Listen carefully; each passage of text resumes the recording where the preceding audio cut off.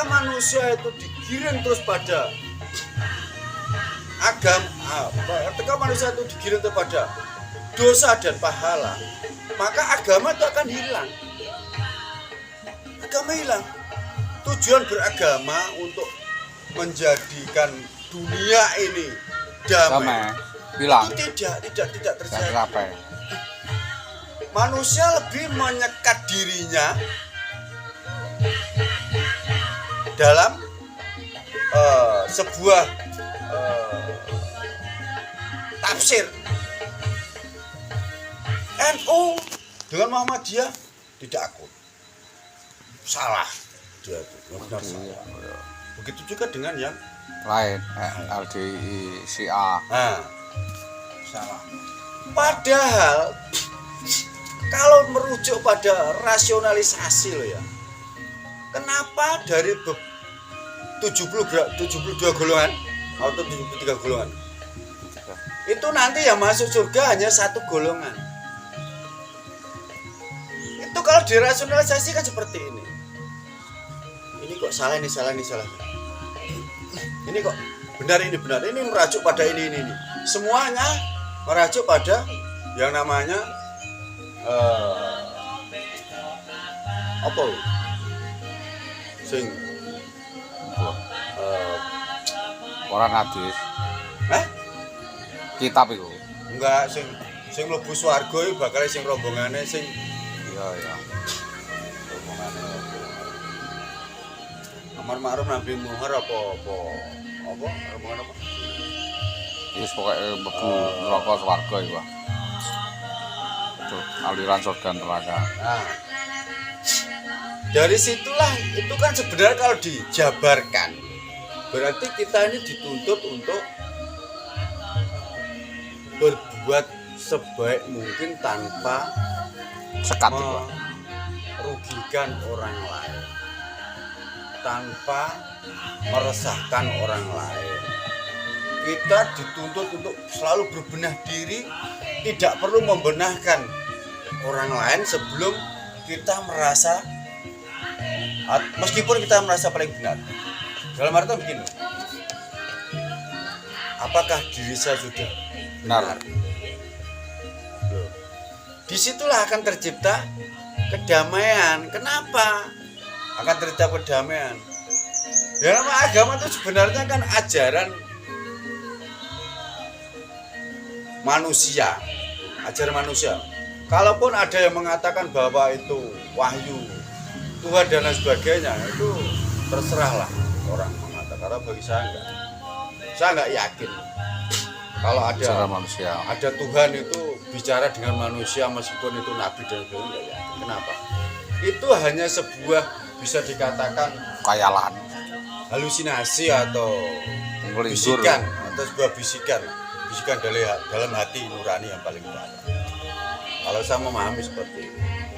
Kalau Tuhan itu mau bicara, ya toh, otomatis masa bicara dengan orang-orang dari Timur Tengah? Apa manusia itu yang diciptakan dari sana? Nah, kalau semua itu diciptakan itu yang menciptakan ada Tuhan, terus lantas yang menciptakan Tuhan siapa? Kalau semua yang ada di bumi ini ada yang menciptakan kabarnya Tuhan, nah terus Tuhan yang membuat siapa? Yang buat manusia mau. Nah, Pikirannya. kan ibarat seperti Ya tidak mampu berpikir itu terus lari. telur dengan ayam. Wong tidak mampu berpikir akhirnya dak alah ngono. Gini loh, orang itu Wes wegah mikir ora kuat mikir kan alah. orang itu kan begini. Ketika mengalami kebuntuan, Terus cari sosok. orang itu kan mencari inspirasi. Ya, terus Tuhan ngono. Ketika mencari inspirasi, Untuk kabeh menemukanlah sesuatu yang menyenangkan. bukan menyenangkan, petunjuk, dalam artian petunjuk. Makanya hanya satu yang mampu mematahkan kitab suci apapun, itu hanya satu yang mampu mematahkan kitab suci, filsafat. Sahabat dan akal sehat. Karena apa? Filsafat itu adalah sebuah kata kiasan, ya, sebuah kata kiasan menuju rasionalisasi. sebuah kata kiasan untuk kita pelajari agar kita mampu berpikir dengan sehat.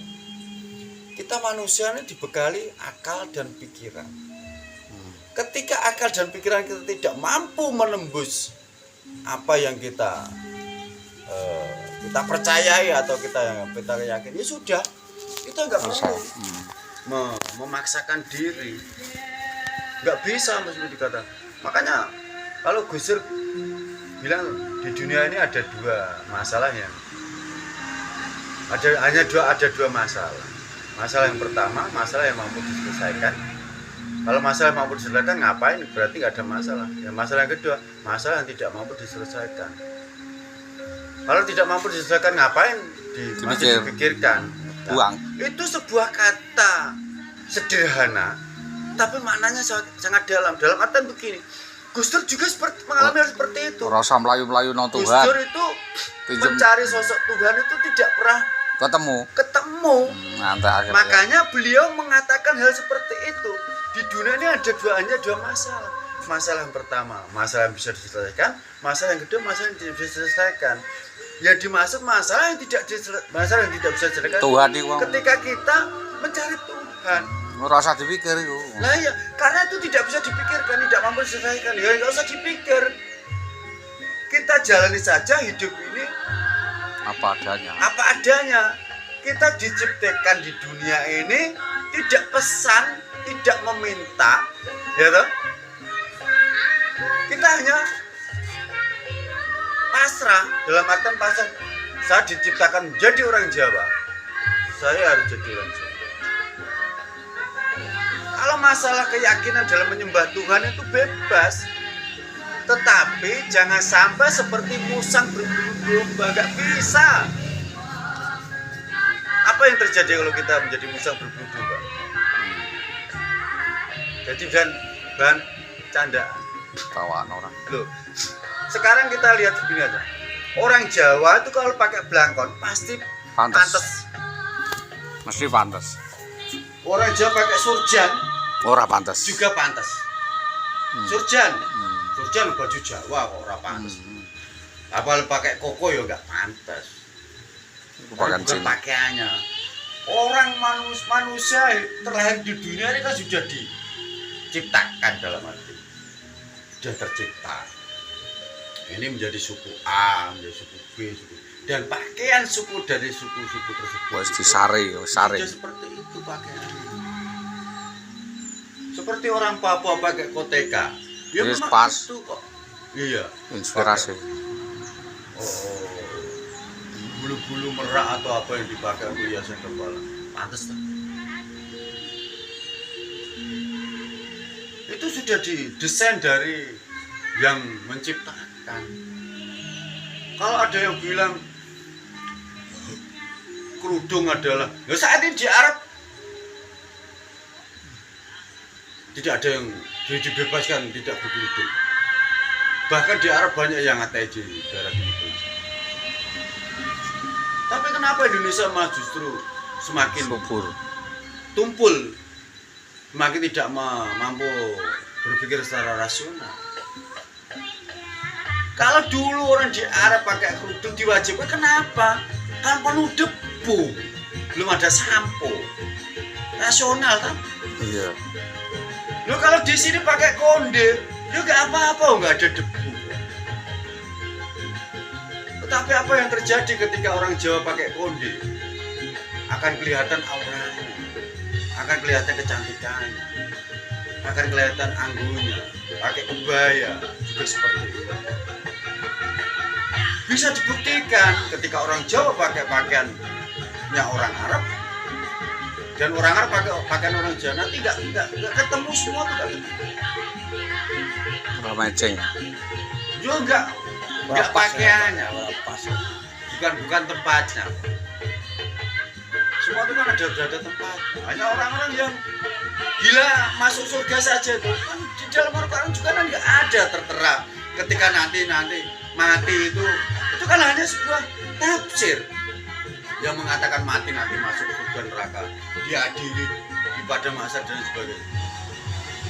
surga neraka ya ini yang kita jalani ini. Ketika kita menjalani hidup ini dengan penuh kedamaian, penuh kerukunan, penuh senyum, penuh keceriaan, itulah surga. Karena kita hidup ini damai, kita hidup ini mendengarkan musik apa yang kita punya, loh, gamelan yang kita punya. Sedunia ini hanya orang Jawa yang punya gamelan. Musiknya dibuat agak modern, dibuat campur sari. Masih enak juga masih enak yang klasik.